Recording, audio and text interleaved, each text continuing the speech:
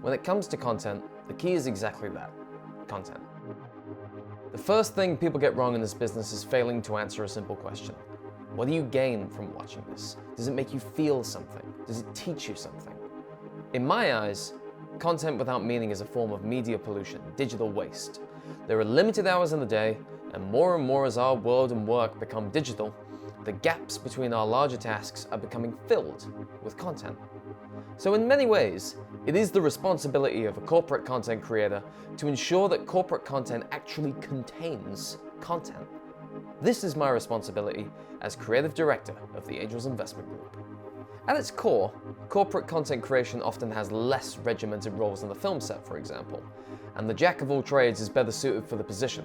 One day you might be flying drones, filming podcasts, shooting documentary coverage, interviewing a subject, and another day you might be editing graphics, subtitling videos, and even composing the music. In other companies, these responsibilities are divided up, but here at the Angels Investment Group, I cover all bases from start to finish. And what better way to show the process of making a video than showing you how I made this one.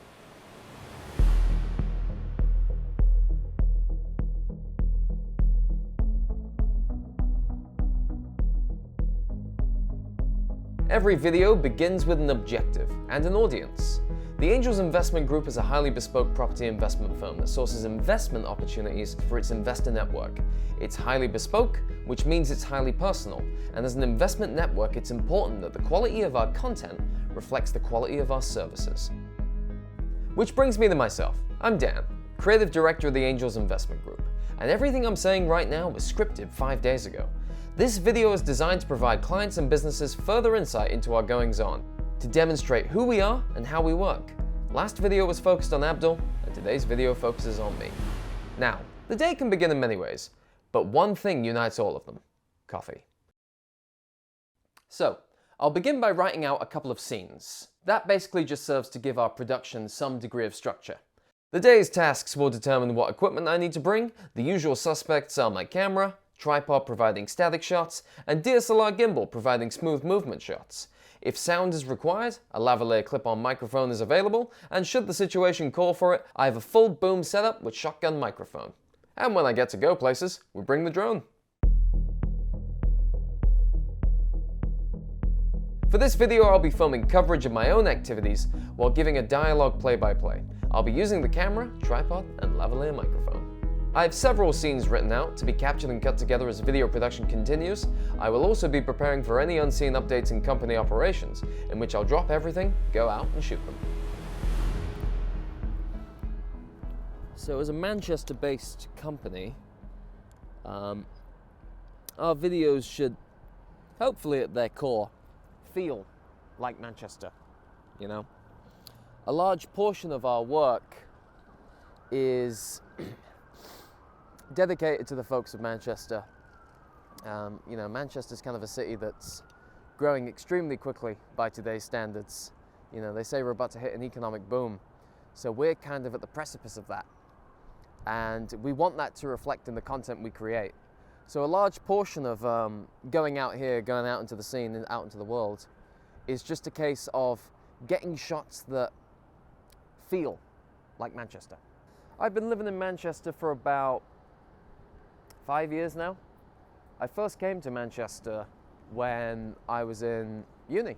I came up here from Wiltshire and went to Salford Uni. So this area we're in right now is Media City. So I've been coming here for maybe the last 4 or 5 years. So it's somewhere I know very well, and it's somewhere I have quite a close connection to. You know, whenever I go running in the morning, I come here just because, you know, I live up in central Manchester, but here still feels like a little bit of home, you know, home away from home, you could say. I got my drone license in when I joined up, basically. So a lot of the skills that I have kind of been developed through the Angels Investment Group. Before I came here, I had no idea how to fly drones. But ever since, I feel like I've become all right at it, you know?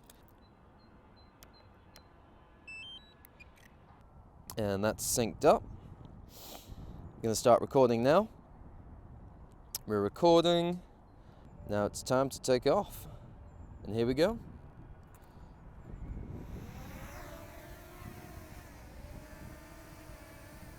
So this guy is ready to go.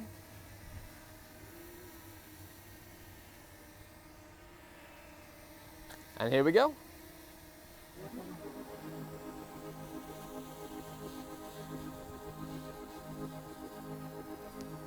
So you want to keep, on your thumbstick here, you want to keep it smooth to get that kind of slow cinematic feel. You don't want anything too janky, you don't want anything too abrupt. Usually shots like this are good for establishing shots. You kind of just want to pan up, give people an idea of the area. You always want to make sure you can keep eyes on your drone, just so it's easy, not only to make sure it doesn't crash into anything, but just to make sure that you can actually get it back once you fly out a bit far. You've also got to make sure you stay, at least on the drone license that I have to make sure that I'm at least 120 meters maximum with this guy's flight height. Can't go really higher than that. That's where commercial airlines start flying. So I have to be, you know, just got to make sure that I'm keeping an eye on this thing, keeping track of it. Just making sure it's all good. So now for this scene, I kind of want to set up an establishing shot for this video. So what I'm going to be doing is just doing a nice standard flyby, heading across the keys here, just getting something a little bit different. So there we go, not too bad, not too bad. Something a little bit new, you know. Just got to make sure you're careful when flying, especially over people. And most importantly, you have to be careful when flying around seagulls, because they will immediately attack the drone if they see it. There was once an extremely domineering, terrifying seagull that happened to be around my flat, and every time I would fly the drone, he was like the king. He was the lord. He was the regent of the domain, and he would immediately assault the drone whenever it came close. He was like twice the size of every other seagull. He literally had killed all other competition. It was extremely harrowing, but thankfully, through my sheer tenacity, I did not fly there ever again. He won. He just won. All right, so that should be good enough. Drone's coming down here now. We are going in for a landing.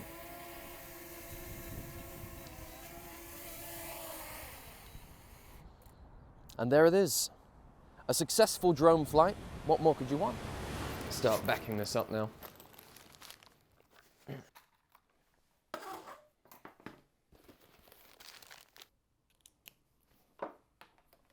And this is the guy we shot today. Just going to be copying this guy over now.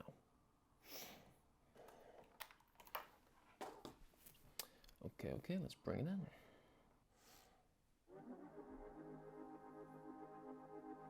And as an investment network, it's important that the quality of our content reflects the quality of our services. Right, and that's kind of about how far we're in. So now, post-production usually moves chronologically, starting at the beginning and finishing at the end. We'll go over the video once or twice with 2 rough cuts before producing a final cut for distribution. The goal of the video is kind of that we're kind of laying down the train tracks as we go. We're putting the video together on the fly. So just to give you the most sort of intimate look into how a video like this gets made, really.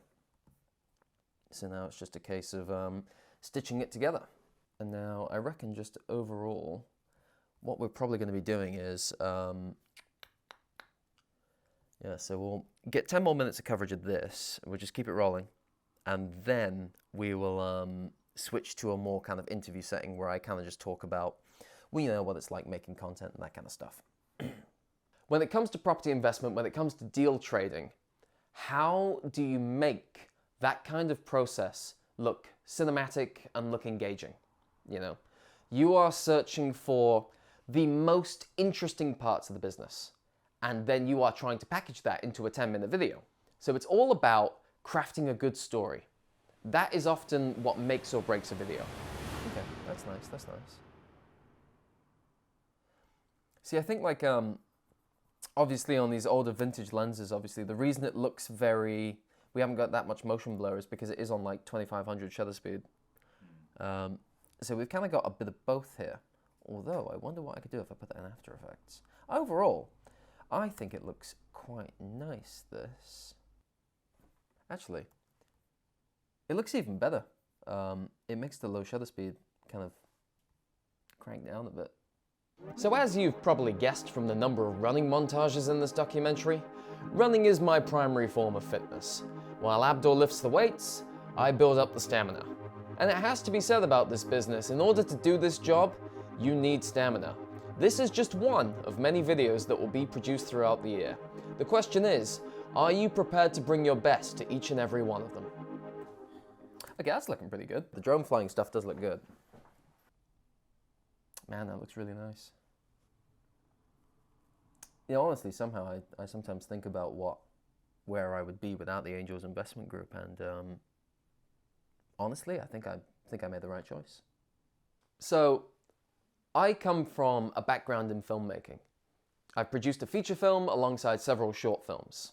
And now, while it's still my dream to pursue that craft, working at the Angels Investment Group has been very relieving because of the amount of creative freedom I've had.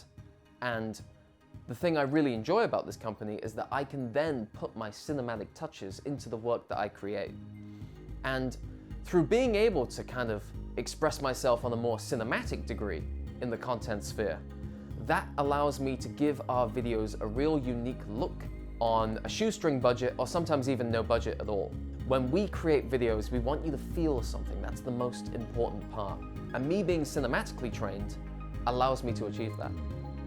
Now for the final hour of the day, once most of the editing and producing is done, I'll spend time looking over our content analytics, so I can examine our content, see what's working and see what isn't, so I can factor it into the next project we do. Our previous day in the life video has gone quite well, so it'll be interesting to see how this one performs. But if this one doesn't hit the same sweet spots, then it'll be time to move on and try something else. In the world of content creation, there's no day quite like another. The job is constantly changing, the project constantly changing, the objective constantly changing. It's something that keeps you on your feet, and it's something that keeps you creative. Personally, this job checks all the boxes for me. At its core, it is something I really enjoy doing. And to leave this video, all I have to say is, on to the next.